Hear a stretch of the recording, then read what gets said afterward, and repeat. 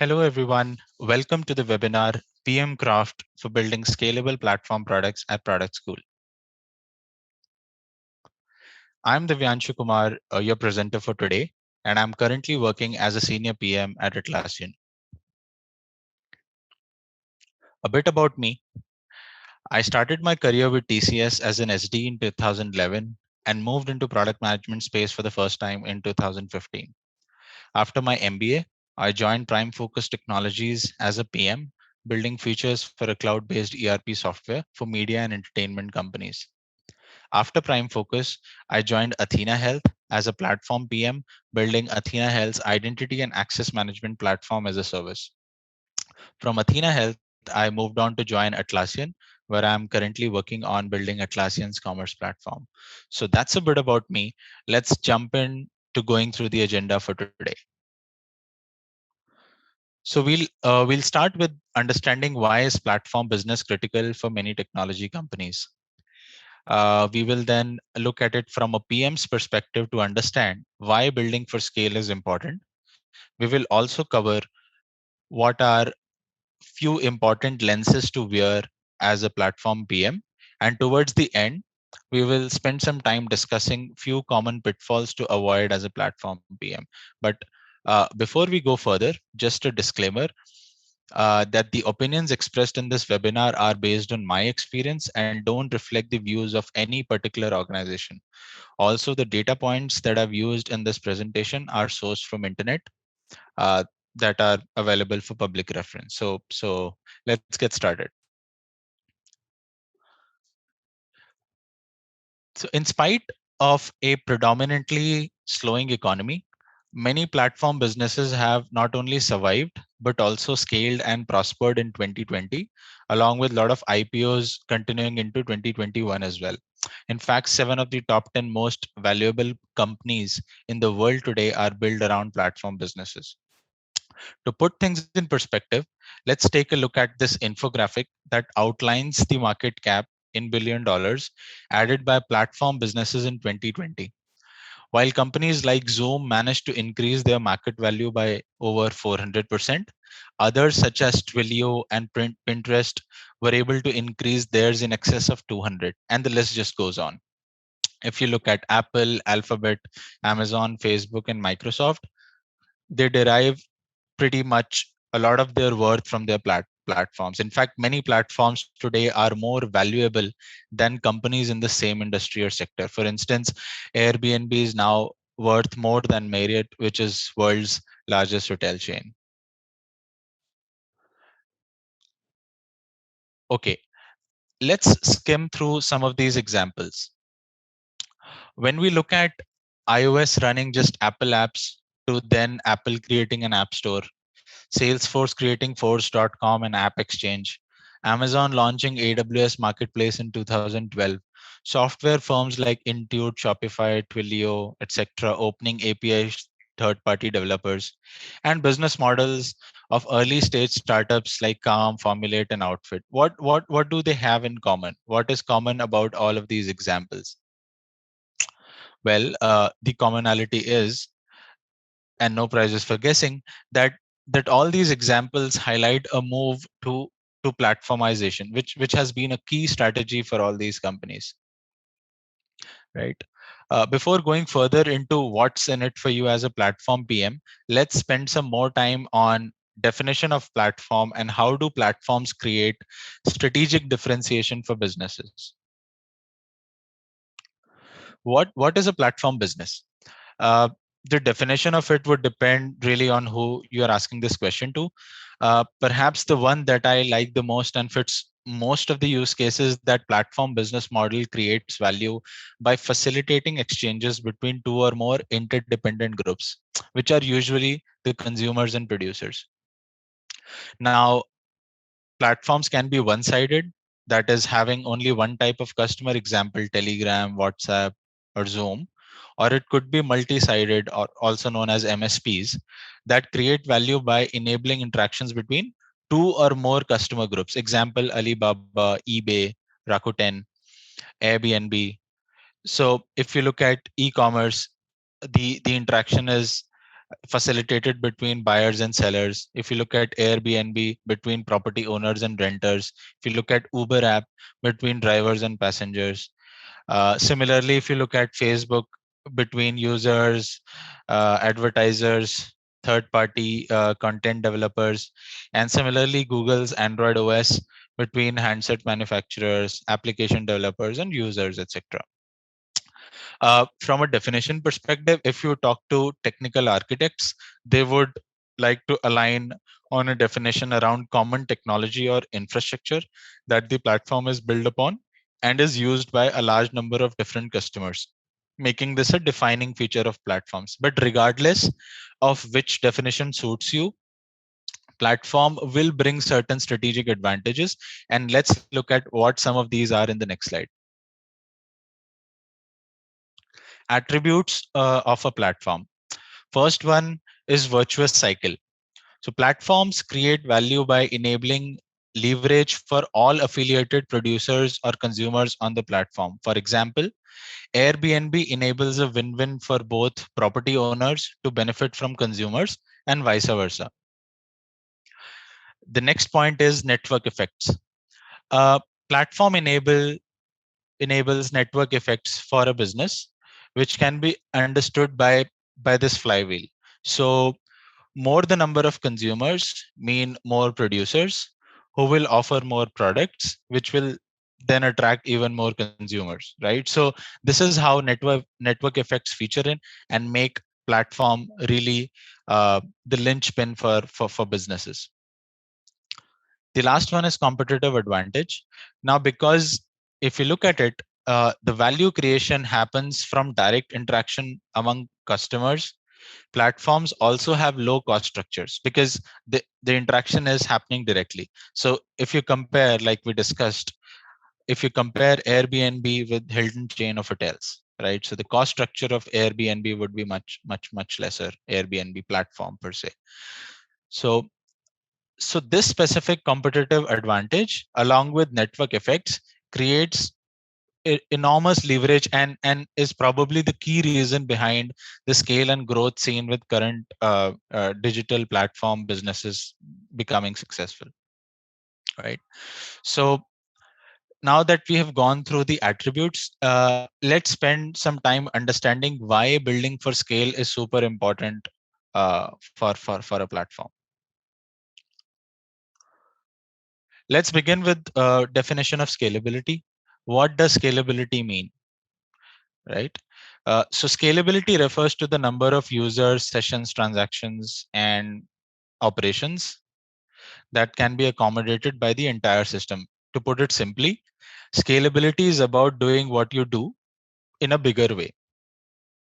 The question arises though, like, why is scalability important? Well, because in the end, you ideally want to provide a platform that can be used to build applications serving millions of users with near zero downtime, right?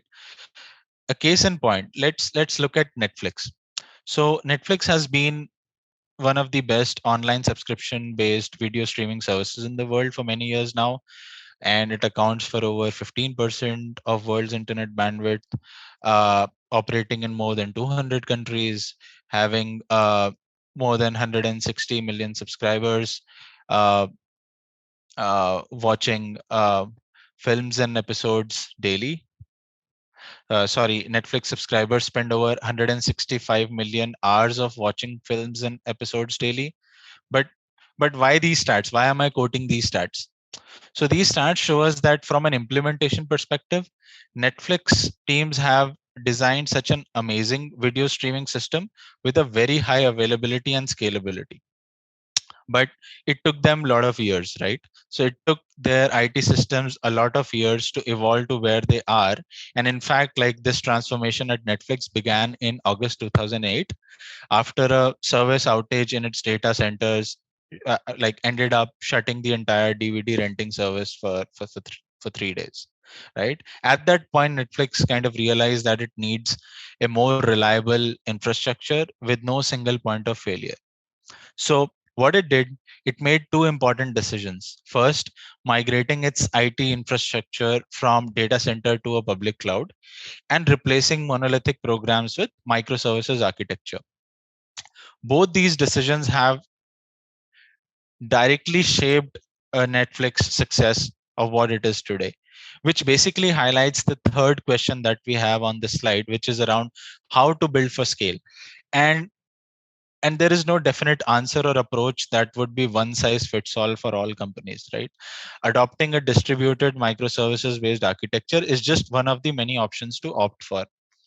But but clearly the why for preferring one implementation over the other should be clear to any company that is aiming to do this. Now that we have discussed why building for scale is important, let's look at what you can do as a platform PM to better your craft.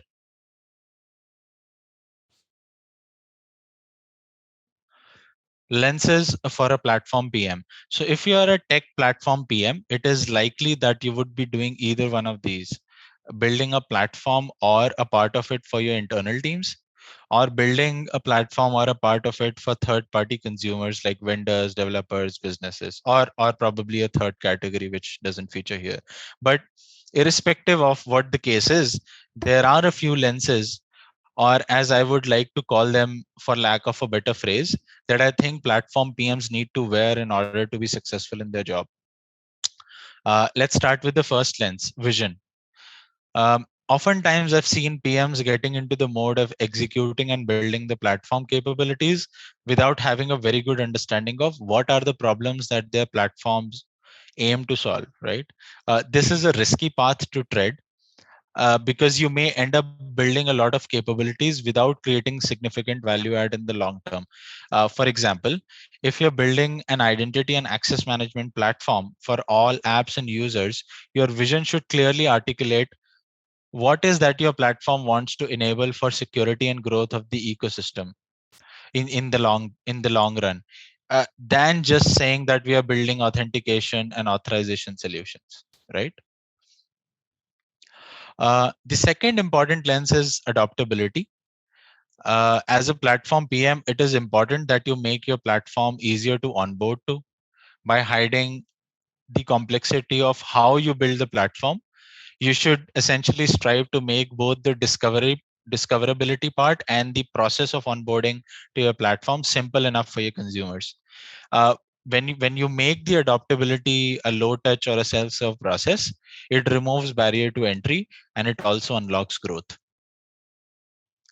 The third one, I think we have discussed about it in some detail before this slide. uh, Scalability and reliability of your platform. So this ensures that the consumers can trust your platform to scale with their needs, and they can rely on that it would be robust and resilient to disruptions. So you as a PM need to ensure that you prioritize critical SLO, service level objective metrics for your platform, and then work with your stakeholders like engineering to achieve and improve on these SLOs. Some of these are uptime, latency, throughput, concurrency, and these could vary depending on what your type of what type of platform you're working on.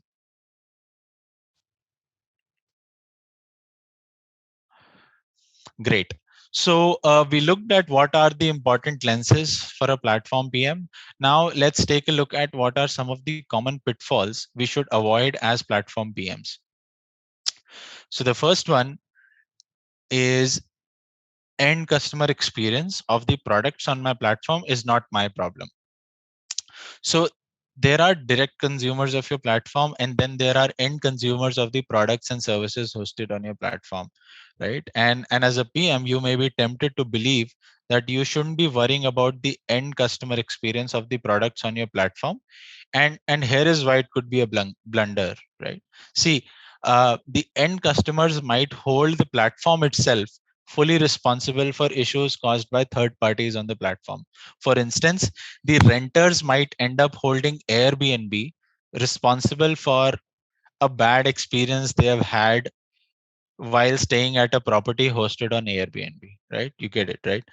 While you may not be able to control it fully, thinking about how can your platform serve as a foundation for building best customer experience products on it is the right way to sort of approach this problem. Moving on to the next one. Tactical decisions can help me unblock execution today, right? Well, all PMs are problem solvers, but when you are a platform PM, say for a service, you would be dealing with multiple internal and external stakeholders who own various other components of the platform, right? And managing all of their requirements could be painful at times. And so you may be tempted to take a decision in favor of unblocking execution for the day. If you're following like an agile development methodology, then probably unblocking execution for the sprint or for the release without thinking too much about the long term objectives and risks. As platform PM, I would say one should be biased towards achieving strategic objectives than going for short term fix. And the reason why I say this is because although platform needs to solve for today, but it also needs to solve for a future state, and it is okay to not build workarounds to just to unblock execution in the short term, right? Third one is interesting. Let me build per your wish list. um, the third one is a very common mistake PMs often commit, like, and probably at the start of the adoption of their platform, which is to build for the wish list. While it is great to prioritize platform goals to meet consumer requirements, we shouldn't just start building the platform for one specific or few specific consumers, right? This is where it is super important to clearly define and articulate platform goals for all consumers on the platform, so that you don't end up dedicating the entire platform roadmap towards requirements of one or few specific customers.